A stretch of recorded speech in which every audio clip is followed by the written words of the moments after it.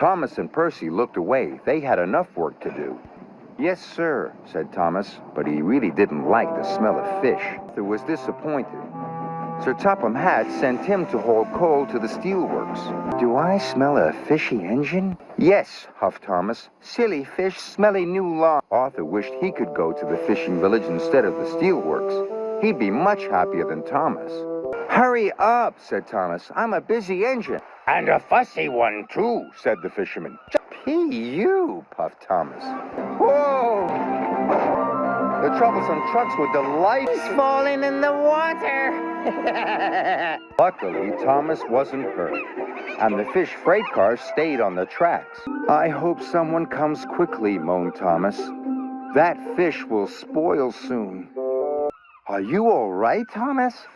"Thank you for helping me," said Thomas. "Well, please tell Sir Topham Hatt, because I don't like fish." "Me?" Arthur blurted out. "And please, sir, may I run on that line all the time? Thomas doesn't like fish, but I do." Arthur was delighted. Duncan was feeling impatient. "Get a move on, slow coach," he puffed crossly to Rusty. "You're so slow, I'll finish first," Duncan boasted to Skarloey. Skarloey was cross. "Duncan thinks he's fast," Skarloey steamed. "But he's just a bossy boiler." "Better safe than fast," Rusty agreed.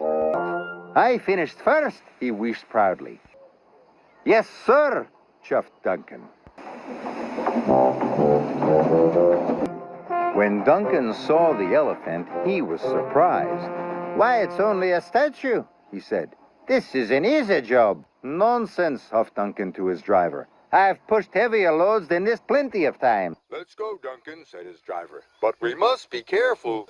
So they left, but without the brake van.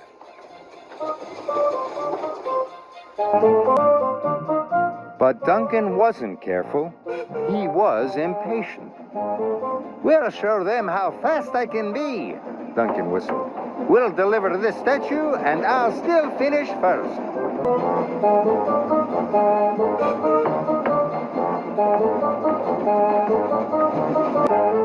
Duncan started to speed up. Soon, Duncan was going as fast as his wheels could carry. His driver was starting to worry, so he tried to brake. But Duncan was out of control. He was scared. He had never gone this fast. People waved, and cars to Duncan sped by. "Look out!" shouted his driver. Slow down, whistled. "I can't!" Whoa! Duncan's driver applied the brakes, but it was too late. Luckily, nobody was hurt. "No, I'm sorry, sir," mumbled Duncan. He felt very embarrassed. "Hooray for Duncan's mistake!" cheered the engine. Duncan blushed and went a deep shade of red. "I'm a busy engine," puffed Henry. Goods arrived night and day at the docks. Sometimes Henry and the other engines worked so hard that their axles ached. Sir Topham Hatt brought in a new engine to help with the heavy workload. He was long and had 10 drive wheels. He looked very strong. "Hoy, matey!" "Welcome. You're the biggest engine I've ever seen." "You're a chatty lot," Murdoch said quietly. But everywhere he went, it was noisy and crowded. "Please, I want some peace and quiet, and I don't want to share a shed with chatterboxes." "Hey, we're only being friendly, matey." Suddenly, his driver applied the brakes. There were sheep on the tracks. They pushed this way, and then that way. Murdoch was very unhappy. The noisy sheep were spoiling his peace and quiet. "Please stop," groaned Murdoch. "I'd rather be back with the chatterbox engines." "Toby!" exclaimed Murdoch. "We're certainly glad to see you." "Thanks, Toby." "I'm sorry that I was cross," he chuffed. "I'm very pleased to share a shed with you." It reminds me of a story. Would have kept him awake. Thomas and Fergus the traction engine are friends. One day, Sir Topham Hatt brought Devious Diesel to the cement works. Yes, said Fergus unhappily. Not like that, snapped Fergus. Do it right. Diesel was very annoyed with Fergus and started plotting a devious plan. Sir Topham Hatt wants you to work at the smelters. Me? But I'm the pride of the cement works. Not anymore. Sir Topham Hatt says I'm better than you. It's not fair. I love working here. None of the other engines like coming here. It's so scary. Then the scrap diesels arrived. Hello. Are you happy to be here? No! Cried Fergus, too. Come on, Fergus. We're going to escape. For the first time, Fergus broke the rules. He puffed up and down the line. That line is dark and spooky, whispered Thomas. But he had to be brave and find Fergus. Then he heard a sound. Hiding. Don't want to work at the smelters. He's not, cried Thomas. He's worried about you. Really? Of course, puffed Thomas. I ran away. It's scary here. Nonsense, Fergus. You are the pride of the cement works. I shall send Diesel to the smelters, and you can go back to the cement works tomorrow. And fewer engines, said Emily. A double-decker problem, added Thomas. Bulgy is a double-decker bus. Thank you, sir. I'll be the best bus ever. Bulgy, exclaimed Thomas. What are you doing here? I'm being repaired. I'm going back on the road. I think you'll be helping the new farmer, said Emily. Vegetables? I'm going to carry passengers. Ooh. Bulgy was soon fast asleep. The next morning, Bulgy picked up lots of passengers. All aboard, he tooted, and set off for the station. Until Bulgy turned a corner. Trevor was pulling a hay cart. Get out of my way!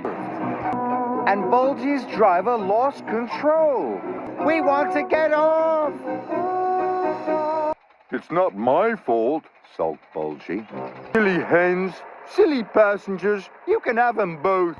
A vegetable bus? Hey, that's not such a bad idea. Bulgy is happy now. He has new green paintwork and a smart serving hatch. Bulgy likes carrying vegetables. They don't lay eggs. And they never complain. To the vicar's party, of course. Everyone's going. Everyone except me, replied Harold.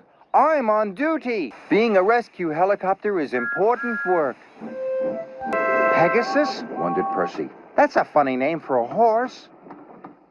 It's Flying Horse, exclaimed Percy. Horses can't fly. Pegasus wandered off into the ditch.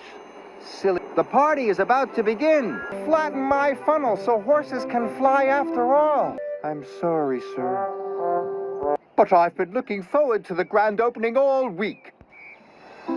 Hurry up, Skarloey puffed. If Skarloey doesn't hurry, sighed Sir Topham Hatt, he'll be late again. I want to get out, demanded Lady. Not now, dear, said. Balloon's going to land in the tree, cried Skarloey. My hat is ruined, cried. So is mine, said Sir Topham Hatt. Am I glad to see you, Skarloey? Everyone cheered. I know, said Skarloey, but because I was late, Sir Topham Hatt was right on time.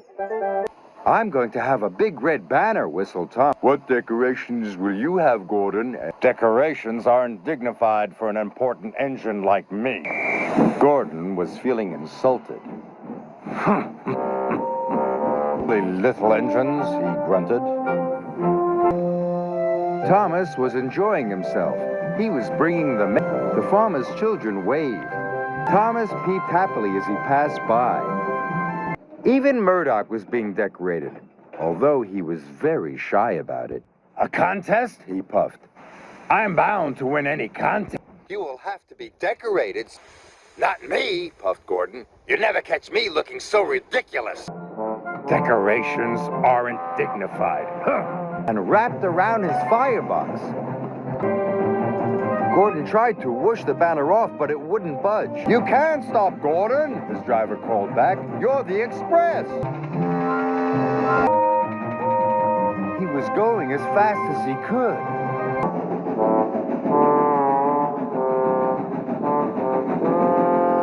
I didn't, puffed Gordon, but he didn't think it was dignified to say so. Silly Gordon. Morning, Thomas. I look my best, and you know why? Why? Sir Topham Hatt will be choosing me as their special engine. Pah, puffed Thomas.